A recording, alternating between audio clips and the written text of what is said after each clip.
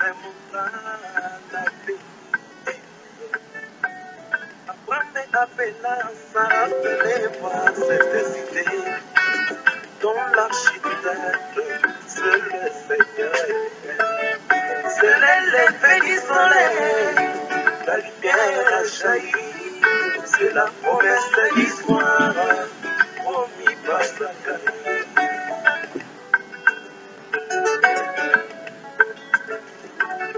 Jésus avec tous les saints de l'Ancien Testament, il leur montra l'avenir divin.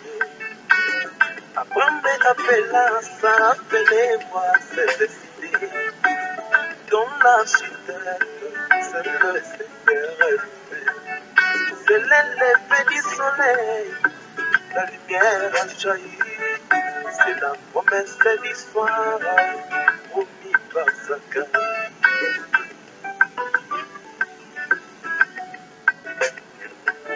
C'est l'effet du soleil, et de vos messages est apparu. Il a fait le monde, shalom, shalom. C'est l'effet du soleil, et de vos messages est apparu. Il a fait le monde.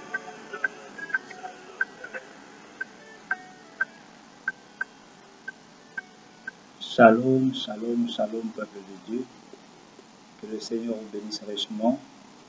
Vous êtes tous les bienvenus ce soir dans votre émission Le Message et nous. Et nous vous imaginons très nombreux en train de nous écouter, de nous regarder, d'attendre votre émission Le Message et nous. Et nous vous remercions infiniment d'avoir fait confiance en nous pour que nous puissions chaque fois partager la parole de Dieu, pour que nous puissions chaque fois venir chez vous, dans vos foyers, partout où vous êtes, afin que nous puissions échanger cette parole merveilleuse, ce message merveilleux que Dieu nous a envoyé en ces temps de la fin, au travers de son prophète, j'ai cité le prophète William Marion Branham. Ainsi, ce soir, nous avons un petit sujet que nous aimerions partager avec vous. C'est à propos d'une écriture dans la Bible, dans le livre de Matthieu. Nous allons voir cela. Et cette écriture parle du serviteur fidèle, prudent et fidèle, qui devait revenir au temps de la fin, qui, selon les paroles du Seigneur Jésus-Christ en son jour, il a annoncé qu'il y aura un serviteur fidèle qui donnera la nourriture spirituelle au temps convenable aux brebis de Dieu qui seront sur la terre en ces jours-là. Alors, avant de commencer, pourquoi j'ai pris ce sujet? Pourquoi nous voulons un peu parler de ce sujet? C'est parce que nous remarquons qu'en ces temps de la fin, et nombreux qui croient ce message, vous le savez, il y a nombreux aujourd'hui qui se réclament être des serviteurs fidèles qui est promis dans la Bible, dans le livre de Matthieu. Il y en a tout plein, il y en a beaucoup. Il y a beaucoup de messagers, il y a de 8e, de 9e, de 20e messagers, on ne sait pas quoi. Alors, toutes ces choses nous interpellent un peu chaque fois de pouvoir revenir dans la parole, de pouvoir sonder les Écritures afin que nous puissions réellement comprendre où se trouve la vérité. C'est pour cette raison que nous aimerions aujourd'hui prendre quelques minutes, comme d'habitude, pour voir un peu cette écriture dans Matthieu 25 à propos du serviteur fidèle et prudent. Nous allons premièrement lire la parole. Nous allons prendre cette écriture dans le livre de Matthieu 25. Matthieu 25, verset 42 jusqu'au verset 51. La Bible nous dit ceci. Nous allons lire cela. Matthieu 25, 42 51. La Bible dit ceci. Veillez donc, puisque vous ne savez pas quel jour votre Seigneur viendra. Sachez-le bien. Si le maître de la maison savait à quelle veille de la nuit le voleur doit venir, il veillerait et ne laisserait pas percer sa maison. C'est pourquoi vous aussi, tenez-vous prêts, car le Fils de l'homme viendra à l'heure où vous n'y penserez pas. Quel est donc quel est donc le serviteur fidèle et prudent que son maître a établi sur ces gens pour leur donner la nourriture au temps convenable? Heureux ce serviteur que son maître, à son arrivée, trouvera faisant ainsi. Je vous le dis en vérité, il établira sur tous ses biens.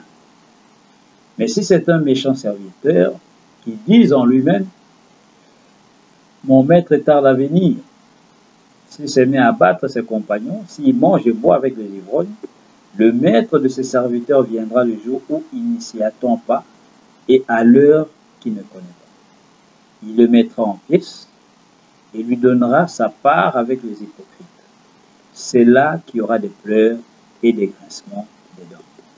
Voilà la parole bien-aimée, voilà l'écriture dont nous voulons un peu parler, juste pour que nous puissions comprendre, comme d'habitude, c'est qui les serviteurs fidèles et prudents qui nous est promis dans ce livre de Matthieu 25, par les paroles du Seigneur lui-même en son jour.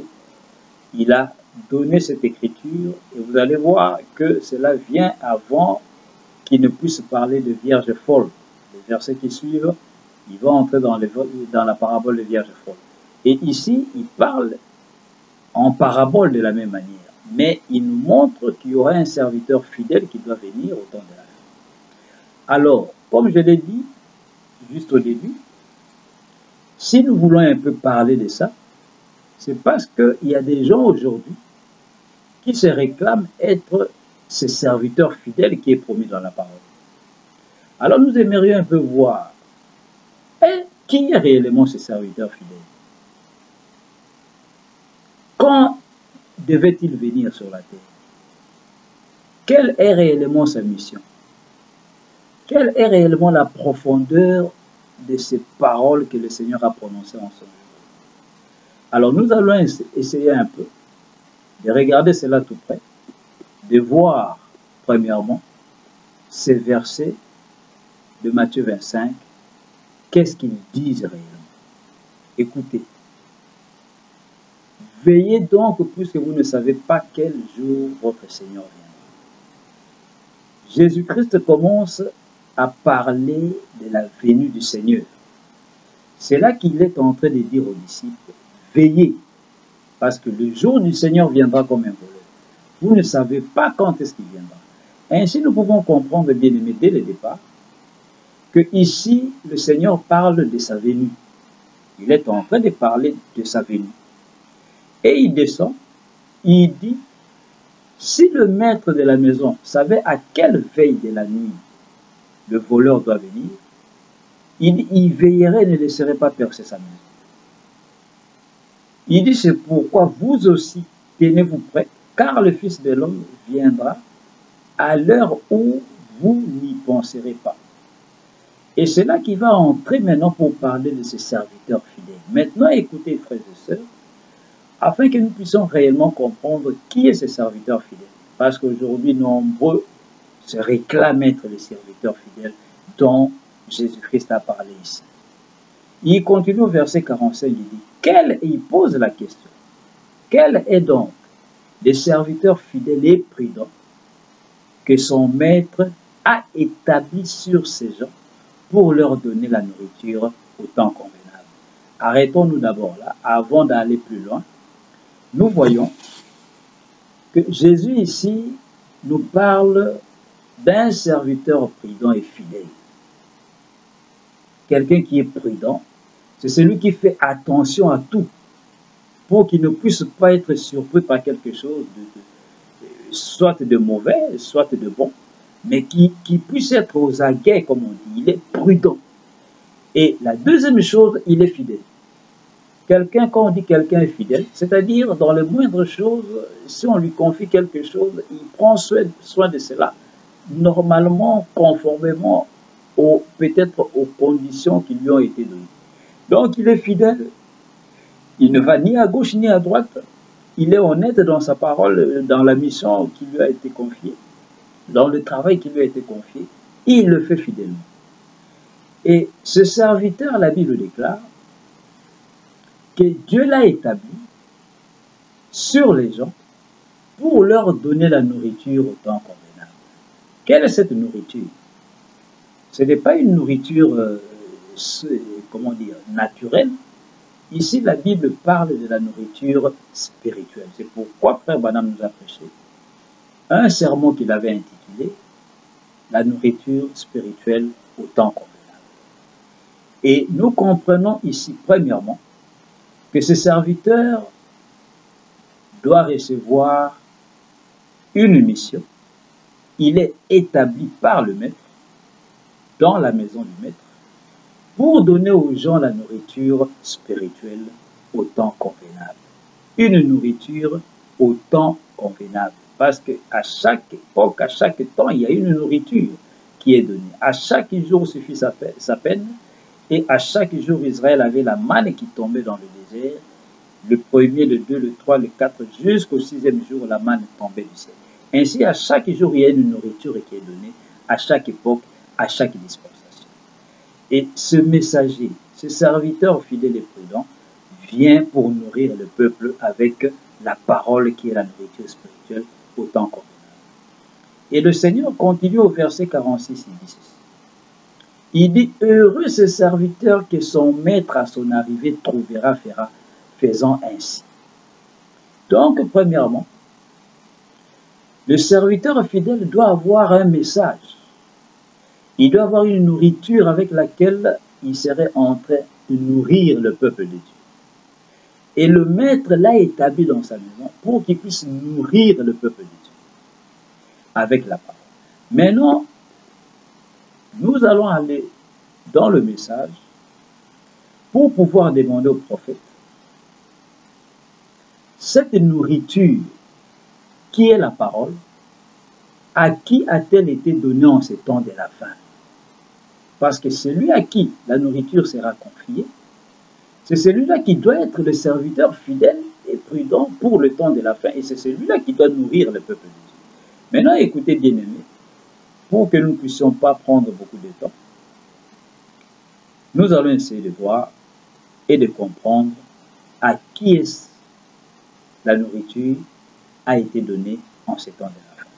Et quand nous continuons le verset qui suit, après que le Seigneur ait dit que ses serviteurs, fidèles et prudents, le maître l'a établi sur ces gens pour leur donner la nourriture au temps convenable, il continue au verset 46, il dit « Heureux ces serviteurs que son maître à son arrivée trouvera faisant ainsi. » Il y a la nourriture qui est donnée, le serviteur, on lui a confié la nourriture pour nourrir le peuple de Dieu. Et le Seigneur dit que ce serviteur-là sera heureux quand? Si le maître le trouve à son arrivée faisant ainsi. L'arrivée de qui? L'arrivée du maître. Et l'arrivée du maître, c'est quoi? C'est la venue du Fils de l'homme.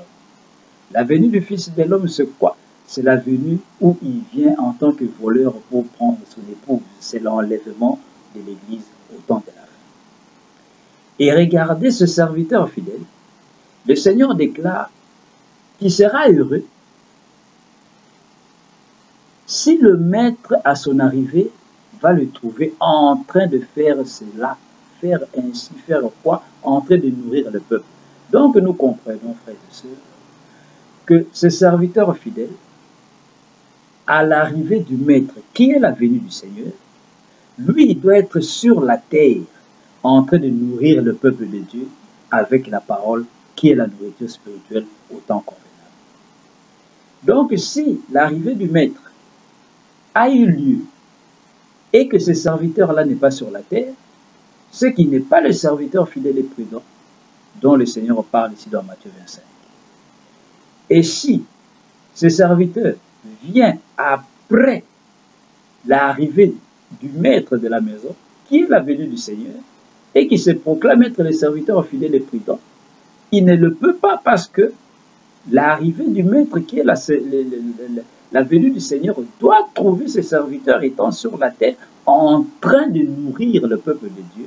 Avec quoi? Avec la nourriture spirituelle au temps convenable. Et nous allons poser la question au prophète de Dieu. L'arrivée du Maître, qui est la venue du Seigneur, se fait quand?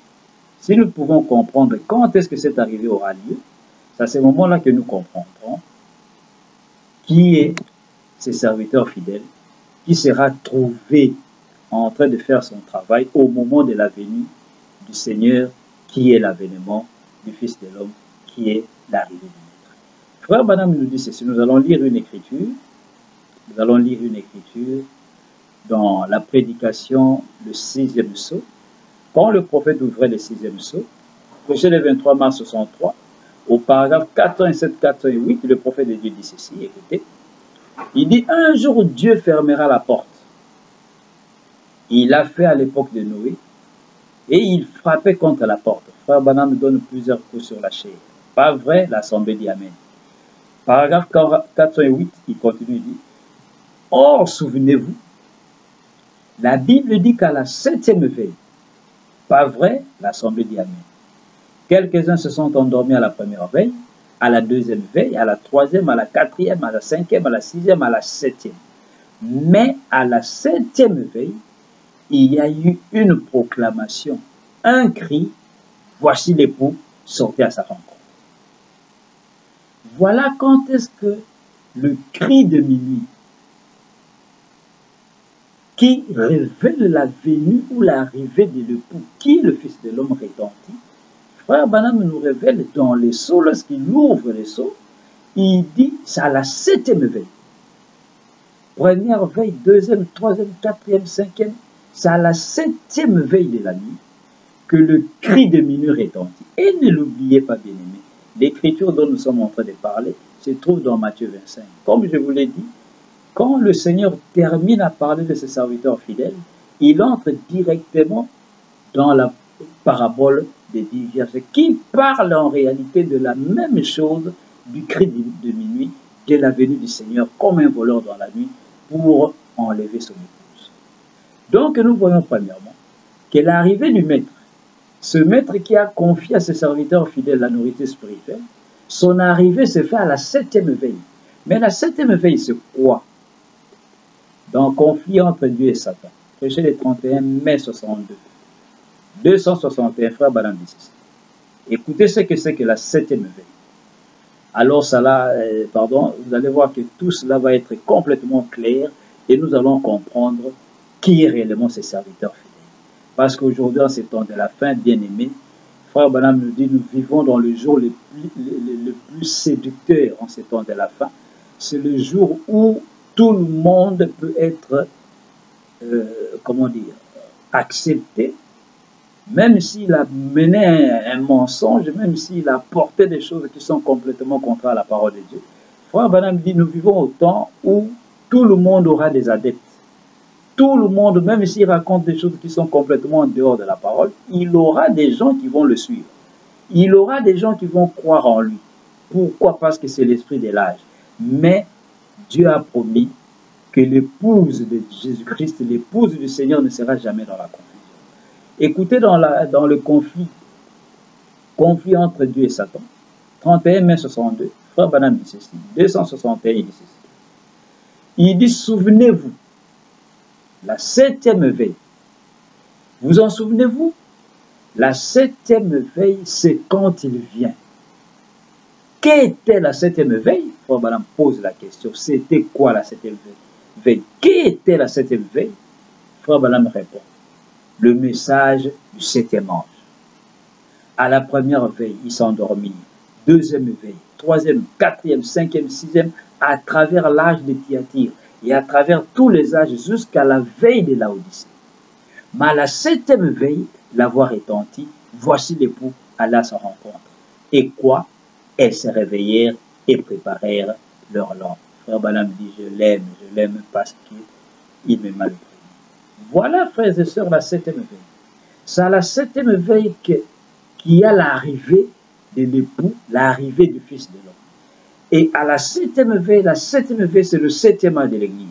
Car les 7 veilles de nuit qui étaient au temps d'Israël, la manière dont ils comptaient les heures pendant la nuit, ils avaient exactement 7 veilles.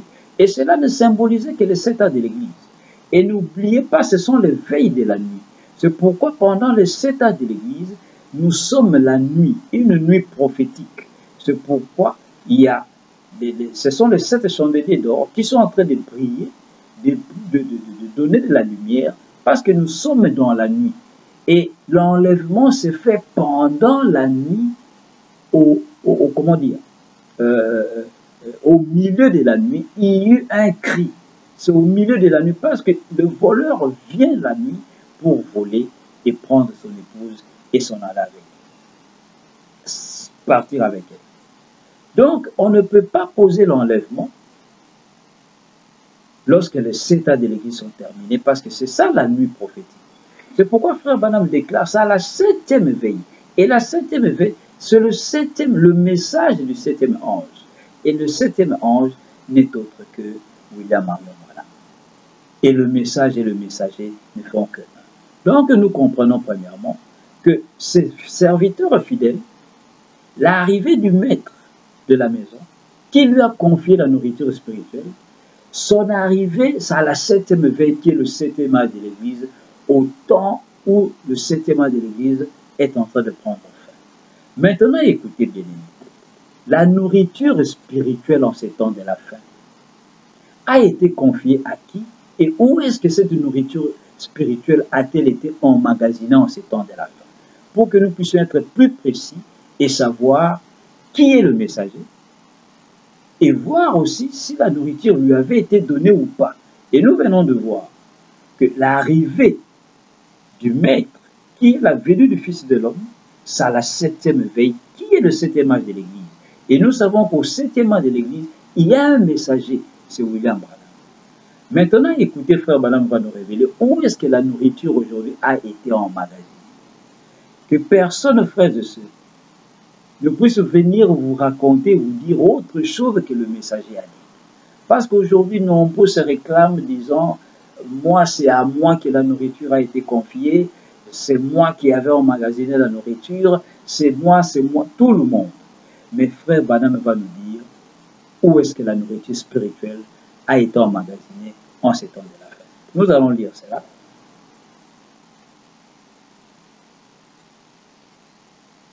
Écoutez, dans la prédication, c'est rangé du côté de Jésus. Frère Branham dit ceci. Au paragraphe 103, c'est rangé du côté de Jésus. Il dit ceci. Il dit, vous vous rappelez ce songe que j'ai eu, dont j'ai reçu l'interprétation là? Retournez là-bas et emmagasine de la nourriture. Où était la nourriture? Frère Branham répond, il dit, ce tabernacle. Où y a-t-il quelque chose de semblable dans le pays? N'importe où ici dans les environs, qui soit comparable au message que nous avons? Frère Branham pose la question. Ils disent qu'à part ici dans le pays, à quoi peut-on comparer Branham Tabernacle et aussi le message que nous avons? Il dit, qui a cela aujourd'hui? Personne. Vous voyez bien aimé. Il dit, où y a-t-il quelque chose de semblable dans le pays? Il dit, n'importe où ici dans les environs, qui soit comparable au message que nous avons. Il dit, bon, évidemment, nos petits frères ici, les alentours, ces autres petites églises, c'est nous. Nous sommes un. Où pourriez-vous aller pour trouver ça? Indiquer quelque chose qui soit comparable. N'importe où ailleurs. On se retrouve là-bas dans les credos dénominationnels. On se retrouve là-bas bien loin du nom du Seigneur Jésus-Christ. On se retrouve là-bas bien loin de ces autres choses. Vous voyez? Et c'est ici que la nourriture a été emmagasinée. Voilà, bien-aimé dans le Seigneur. Frère Branham déclare que la nourriture, il dit selon la vision qu'il avait eue, c'est que Dieu lui avait dit d'emmagasiner la nourriture. Et cette nourriture n'est que le message du temps de la fin. Et où le prophète l'a-t-il emmagasiné? Il dit dans ces tabernacles. Quel tabernacle? Branham tabernacle. Écoutez encore dans Christ et le mystère de Dieu révélé. Frère Branham dit ceci au paragraphe 5, il dit ceci. Il dit un jour, il n'y a pas très longtemps, lorsque tu as montré la vision du petit tabernacle ici, il était question d'emmagasiner la nourriture. car il viendra un temps où on aurait besoin de tout ceci. Alors, nous avons vu frère Sotman et frère Woods qui s'apprêtaient à faire la traversée pour se rendre dans un autre pays afin de... Mais tu as dit, emmagasine cette nourriture ici, pour ce temps-là. Seigneur, avec beaucoup de respect, j'ai essayé de faire cela. Voilà, bien-aimé dans le Seigneur, le serviteur prudent, fidèle et prudent et fidèle, qui a la nourriture spirituelle au temps convenable, ce n'est que William Branham, pas quelqu'un d'autre.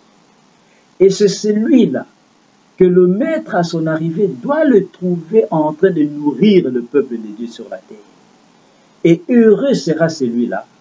Nous allons voir la récompense qu'il y a, que Dieu donne à ce messager, à ce serviteur fidèle, lorsqu'il vient et il le trouve en train de donner la nourriture spirituelle au temps convenable au peuple de Dieu qui lui a confié. Si quelqu'un se réclame être le serviteur prudent et fidèle, et que le maître ne le trouve pas à son arrivée, et que la venue du Seigneur ne le trouve pas sur la terre, lui en train de nourrir le peuple de Dieu, il n'est pas le serviteur prudent et fidèle dont Jésus-Christ parle dans Matthieu 25, c'est pratiquement impossible. Et si ce serviteur fidèle et prudent, lui-même ne croit pas que le Seigneur doit le trouver en train de nourrir le peuple de Dieu, il n'est pas ce serviteur-là. Complètement, il est en dehors. Et si ce serviteur fidèle vient et se réclame qu'il est le serviteur fidèle, selon Matthieu 25, et que la venue du Seigneur a déjà eu lieu, alors il n'est pas le serviteur fidèle.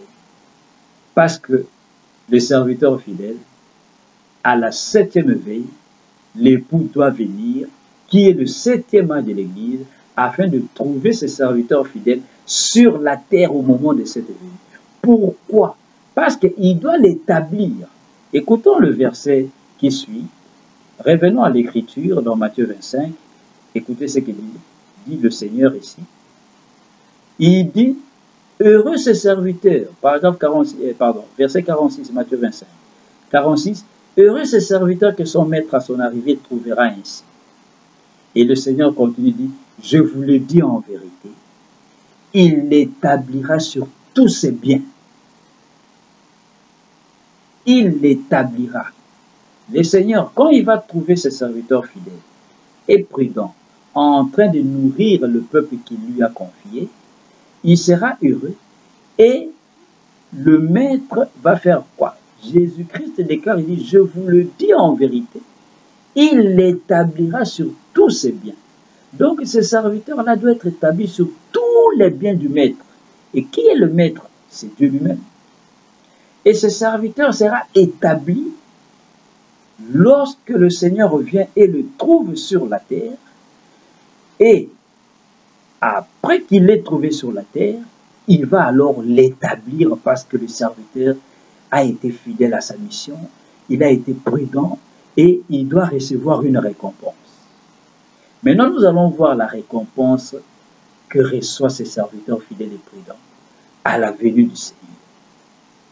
Maintenant, bien-aimé, si quelqu'un se réclame être le serviteur fidèle, prudent et fidèle de Matthieu 25, prononcé par Jésus-Christ lui-même, et qu'il n'est pas établi sur tous les biens du maître, il n'est pas ce serviteur fidèle.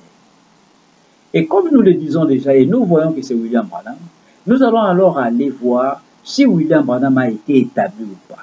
Parce que s'il n'a pas été établi, donc il n'a pas complètement accompli cette écriture. Mais nous voyons qu'à la 7e veille, il y a un messager du 7e âge de l'Église, et c'est à la 7e veille que l'époux vient, que le cri des minuit retentit, et c'est à son arrivée que le maître doit trouver quelqu'un en train de nourrir le peuple. Et qui nourrit le peuple? Qui a emmagasiné la nourriture? C'est William Branham. Il dit la 7e veille, c'est le 7e message du 7e messager au temps de la fin. Maintenant, regardons. Est-ce que ce serviteur fidèle prudent, qui est William Branham, a-t-il été établi sur tous les biens de Dieu? Et comment l'a-t-il été? Nous allons lire cela. Nous allons voir cela. Premièrement, la Bible, Ésaïe aussi a vu cela. Nous allons lire une écriture dans Ésaïe. vous allez voir que ce que Jésus-Christ a dit en son jour dans le Nouveau Testament, Ésaïe le dit aussi de la même manière. C'est pourquoi Jésus n'est pas venu contredire la parole et contredire les prophètes d'autrefois. Il dit, je suis venu non pas abolir la loi, mais accomplir la loi. Écoutez dans Ésaïe 22. Ésaïe 22, versets 15 à 25. Suivez très bien, frères et sœurs. Écoutez très bien cette écriture. Si vous avez la Bible à la maison, prenez votre Bible et suivez cette écriture. Et vous allez très bien comprendre ce qui est arrivé en ces temps de la fin avec le prophète de Dieu, William Marion Branham. Ésaïe 22, 15 à 25. À partir du verset 15, la Bible déclare ceci. Ainsi parle le Seigneur, l'Éternel des armées. Ça, c'est Ésaïe qui parle. Ésaïe dit, ainsi parle le Seigneur, l'Éternel des armées. Que dit le Seigneur? Va vers ses courtisans. Va vers ses courtisans, vers Shebna, gouverneur du palais. 2 points. Maintenant, l'Éternel commence à parler. Il dit à Ésaïe d'aller vers Shebna, qui était le gouverneur du palais. Et là, Ésaïe commence à parler. Dieu parle au travers d'Ésaïe. Qu'y a-t-il à toi ici? Et Ésaïe parle à Shebna, celui vers qui l'Éternel des armées l'a envoyé. Il dit, qu'y a-t-il à toi ici et qui as-tu ici? Que tu creuses ici un sépulcre. Il se creuse un sépulcre sur la hauteur. Il se taille une demeure dans le roc. Voici l'Éternel te lancera d'un jet vigoureux. Il t'enveloppera comme une pelote. Il te fera rouler comme une balle sur une terre spacieuse. Là tu mourras. Là seront tes chars magnifiques. Ô toi l'opprobre de la maison de ton maître, je te chasserai de ton poste. L'Éternel t'arrachera de ta place. En ces jours-là, il dit, je te chasserai de ton poste, verset 19, l'Éternel t'arrachera de ta place. Arrêtons-nous d'abord là, bien-aimés. Voilà ce qu'Ésaïe prophétise à Shebna, vers qui le Seigneur, l'Éternel des armées, l'a envoyé. Dieu lui dit, va dire à Shebna, voici ce que dit l'Éternel. Il dit, toi, Shebna, tu es l'opprobre de la maison de ton maître. Toi, tu es en train de creuser quoi? Tu es en train de creuser un sépulcre sur la hauteur. Tu te tailles une demeure dans le roc. Et il dit, voici l'Éternel te lancera d'un jet vigoureux. Il t'enveloppera comme une pelote.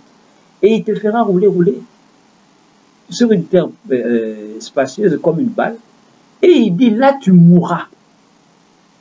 L'Éternel prophétise la mort de Shebna, qui est le gouverneur du palais. Il dit, là seront tes chars magnifiques. Il dit, oh toi l'opprobre de la maison de ton maître.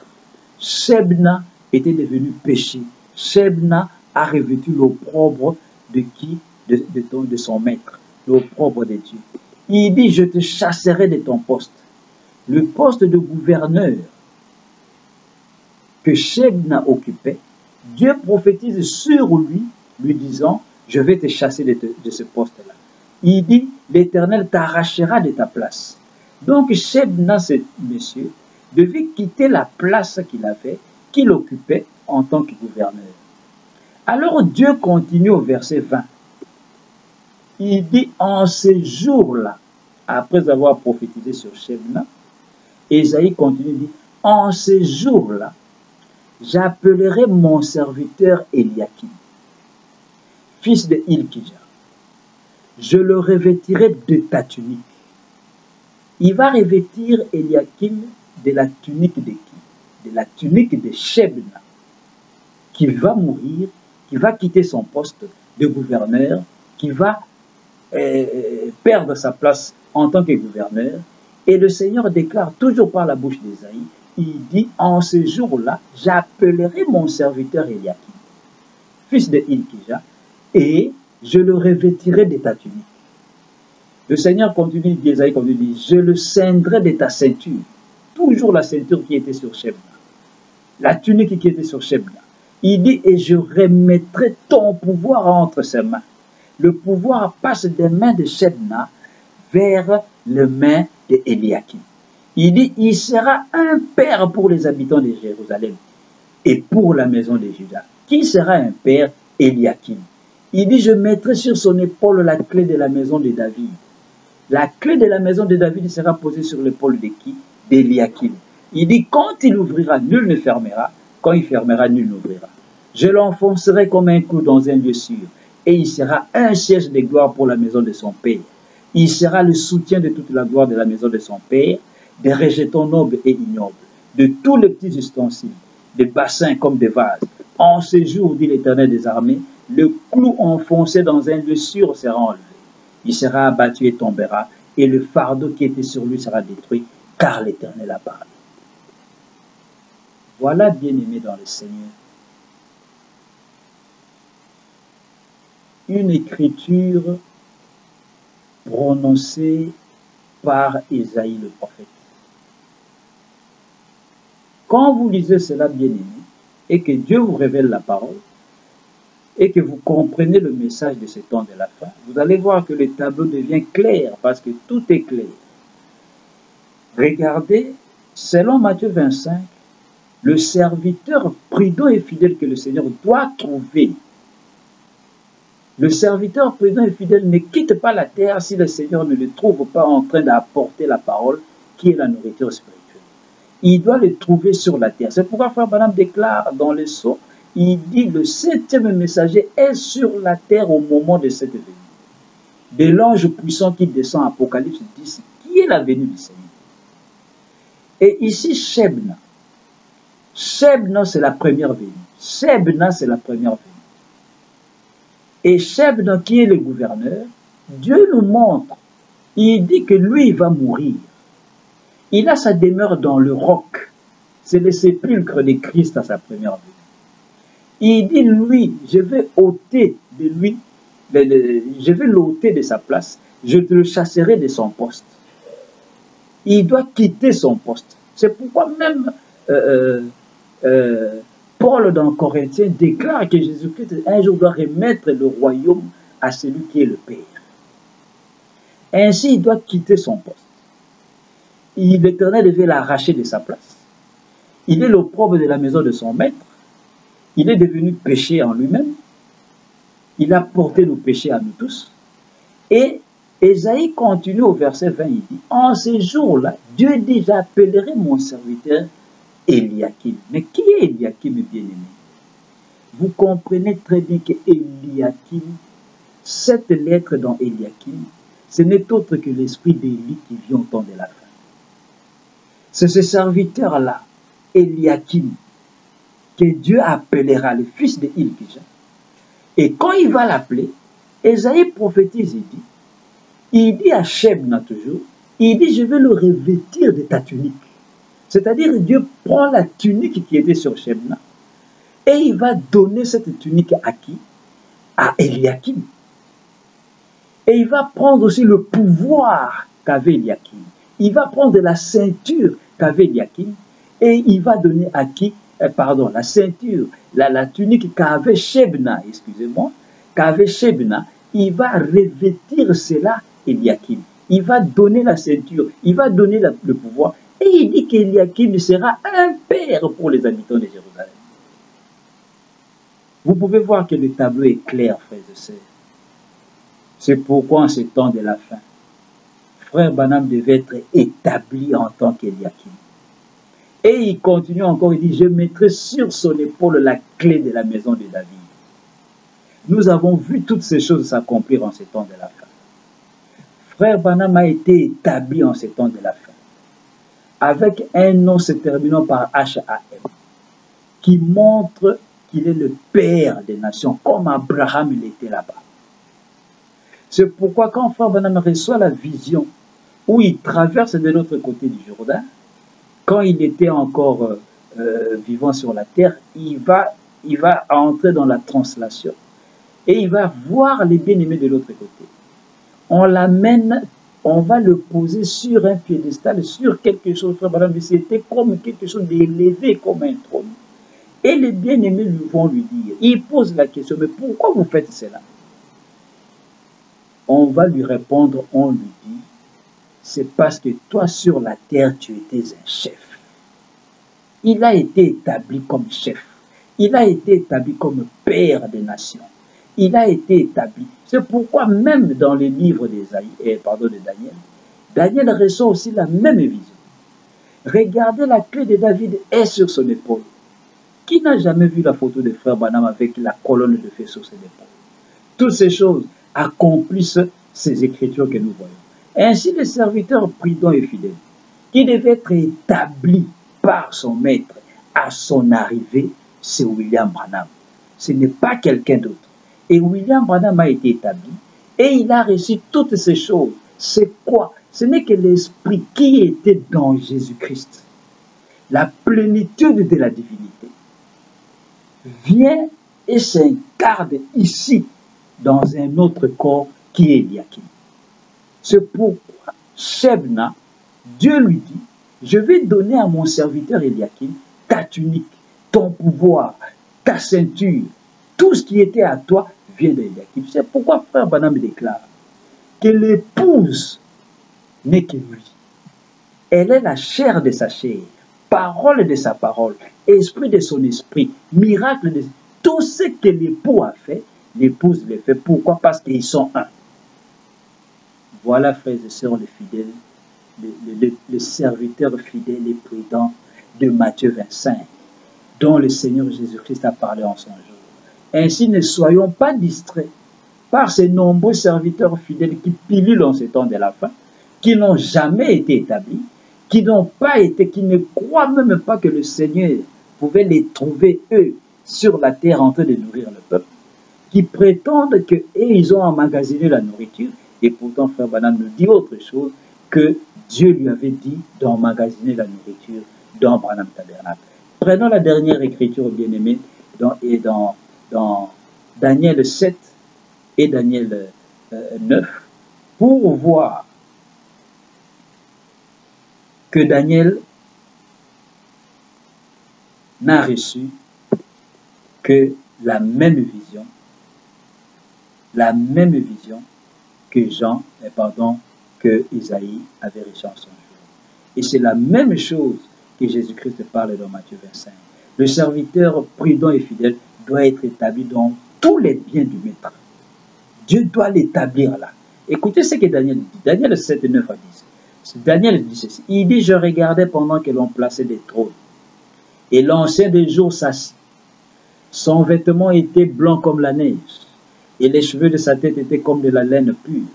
Son trône était comme des flammes de feu et les roues comme un feu ardent. Verset 10. Un fleuve de feu coulait et sortait du devant lui. 1000 milliers le servaient et 10 000 millions se tenaient en sa présence. Les juges s'assirent et les livres furent ouverts. Nous allons nous allons sauter, nous allons prendre le verset 13. Verset 13. Daniel 7. Verset 13, écoutez. Il dit ceci. Il dit, je regardais pendant mes visions nocturnes. Et voici sur les nuées des cieux arriva quelqu'un de semblable à un fils de l'homme. Il s'avança vers l'ancien des jours et on le fit approcher de lui. Écoutez bien. Daniel continue, il dit, je crois Daniel 9, 13 à 14, si je ne me trompe pas, si je n'ai pas bien, j'ai mal noté les écritures. Verset 14, il dit, on lui donna la domination, la gloire et le règne. Trois choses. Et tous les peuples, les nations et les hommes de toutes langues le servirent. Sa domination est une domination éternelle qui ne passera point et son règne ne sera jamais détruit. Voici, frères et sœurs, ce que Daniel voit en son jour. Qu'est-ce que Daniel voit? Daniel voit la nuée de gloire. Daniel voit l'ancien des jours. Il voit premièrement on est en train de poser des trônes. Et après ici, il dit, je regardais pendant mes visions nocturnes. Et voici sur les nuées des cieux arriva quelqu'un. Il vit d'abord l'ancien des jours, avec des cheveux blancs sur sa tête comme de la laine. Et on était en train de poser des trônes. Et par après, il voit une nuée blanche. Une nuée toute blanche. Pendant la vision, il dit, et sur les nuées des cieux arriva quelqu'un de semblable à un fils de l'homme. Il s'avança vers l'ancien des jours et on le fit approcher de lui. Qui est l'ancien des jours? C'est Jésus-Christ avec la perruque blanche, comme nous le voyons dans la photo que nous avons lorsque la nuit est apparue sur la montagne du soleil couchant en Arizona sous le ministère de William Branham. Nous voyons Jésus-Christ couronné avec la perruque blanche sur sa tête, des cheveux blancs. C'est la perruque blanche. Frère Branham dit, tous les saints l'ont couronné. Et Daniel a vu cette vision-là. Il a vu ces grands événements se produire. Il l'a vu dans la vision. Et il continue, il dit, quand il voit cette nuée, il voit dans la nuée arriver quelqu'un de semblable à un fils de l'homme. Et Frère Branham, à chaque fois, il nous explique, il dit, le fils de l'homme, un fils de l'homme, c'est un prophète. Et Jésus-Christ est venu, on l'a appelé le fils de l'homme parce qu'il est venu sous la forme d'un prophète. Ézéchiel a été appelé fils de l'homme parce qu'il était un prophète. Ainsi, quand Daniel dit que dans la nuit, il a vu quelqu'un de semblable à un fils de l'homme, il a vu un prophète dans la nuit. Et qu'est-ce qu'il nous dit? Il dit, ce fils de l'homme s'avança vers l'ancien des jours et on le fit approcher de lui. Et l'ancien des jours qui a la perruque blanche sur sa tête, c'est Jésus-Christ. Et qu'est-ce qu'on fait de lui, de ce fils de l'homme? On va l'approcher vers l'ancien des jours. Et qu'est-ce qui se passe là dans la nuit? Daniel déclare au verset 14, il dit, on lui donna la domination. On donna la domination à qui? À ce quelqu'un qui est semblable à un fils de l'homme. L'ancien des jours lui donne la domination, la gloire et le règne. Et tous les peuples, les nations et les hommes de toutes les langues le servirent. Et Daniel déclare, il dit, sa domination est une domination éternelle qui ne passera point et son règne ne sera jamais détruit. Voilà, bien aimé, l'établissement de ces serviteurs prudents et fidèles qui est trouvé sur la terre à l'arrivée du Maître dans Matthieu 25, qui descend, qui est la venue du Seigneur à la 7e veille. Cela trouve William Branham sur la terre. Et quand il trouve William Branham sur la terre, qu'est-ce qu'il fait de lui? Il l'établit, selon Matthieu 25, il l'établit dans tous ses biens. Comment l'établit-il? Il lui donne tout, la domination, le règne, la gloire, le pouvoir, et sa domination est éternelle. C'est pourquoi nous voyons Frère Branham avec l'épée du roi dans sa main, qui est la parole. Et l'épée, c'est la seule arme avec laquelle Dieu combat le monde et combat Satan. Mais Dieu concède cette épée à un homme. Pourquoi? Parce qu'il l'établit en toutes choses. Il lui donne toutes choses. Il lui donne le pouvoir, la domination, le règne, la gloire. Toutes choses lui sont remises. Pourquoi? Parce qu'il est le serviteur fidèle et prudent que le Seigneur a trouvé, faisant ainsi, c'est-à-dire nourrissant les brebis de Dieu. Ainsi, frères et sœurs, voilà un peu la parole que Dieu nous a accordée en ces temps de la fin. Ne soyons pas agités par tous côtés, comme des roseaux agités par tout vent de doctrine. Essayons d'avaler n'importe quoi, ce qu'on nous raconte aujourd'hui. N'importe qui se réclame être des serviteurs fidèles et prudents. Et il y a des foules qui le suivent, qui suivent ces gens-là, qui disent, voilà, les serviteurs fidèles, c'est aujourd'hui lui que nous devons écouter, c'est aujourd'hui lui que nous devons écouter. Et pourtant, toute la parole ne parle que de William Branham. Dieu a accompli toutes ces choses. Frère Branham dit, tous les types et toutes les ombres ont été rendus manifestes en ces temps de la fin. Ainsi, frères et sœurs, voilà ce que nous avions voulu partager avec vous ce soir, parlant du serviteur prudent et fidèle de Matthieu 25, que le Seigneur Jésus-Christ lui-même avait annoncé en son jour, que personne ne puisse alors venir embellir la parole avec des belles paroles pour pouvoir faire croire aux gens que voilà, il y a un serviteur fidèle ici, allons l'écouter, suivons-le, ainsi de suite. Le seul serviteur fidèle et prudent que le maître devait trouver ainsi, faisant ainsi, le trouvant sur la terre, n'est autre que William Marion Branham. Il est venu, il est parti. La seule chose à faire en ces temps de la fin, c'est de croire à son message. C'est de prendre ce testament merveilleux qui est le message du temps de la fin que le prophète nous a confié et de le répéter mot à mot, de le croire mot à mot. Et c'est à ce moment que nous aussi, nous serons des serviteurs fidèles dans le sens où nous ne répéterons que ce qu'a dit le prophète. Nous ne répéterons que le testament tel qu'il a été rédigé. N'ajoutons pas, ne retranchons pas. Recevons la révélation qui soit toujours conforme à la parole que Dieu nous accorde dans ce temps de la fin. Ainsi, shalom chez vous. Que le Seigneur vous bénisse richement. Nous allons nous revoir la prochaine fois par la grâce de Dieu afin de pouvoir encore prendre les Écritures et parler de la parole comme d'habitude, sonder les Écritures et toujours essayer de faire un pas de plus vers le royaume dans la compréhension parfaite et correcte du message de ce temps de la fin que Dieu nous a accordé en ces jours précieux. Que le Seigneur vous bénisse richement. Nous allons nous revoir la semaine prochaine par la grâce du Seigneur.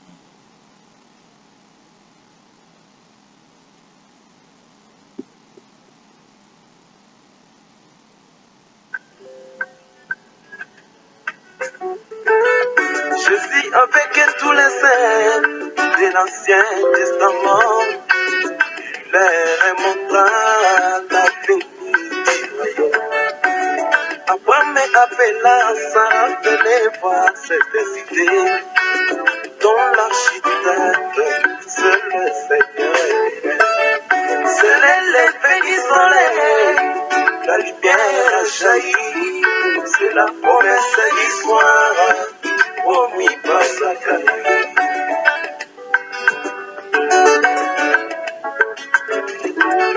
Jésus avec tous les saints de l'Ancien Testament, il leur montra l'avenir du royaume. Abraham appela Sarah, venez voir cette cité dont l'architecte, c'est le Seigneur lui-même. C'est l'effet du soleil, la lumière a jailli, c'est la promesse du soir, promis par Zacharie.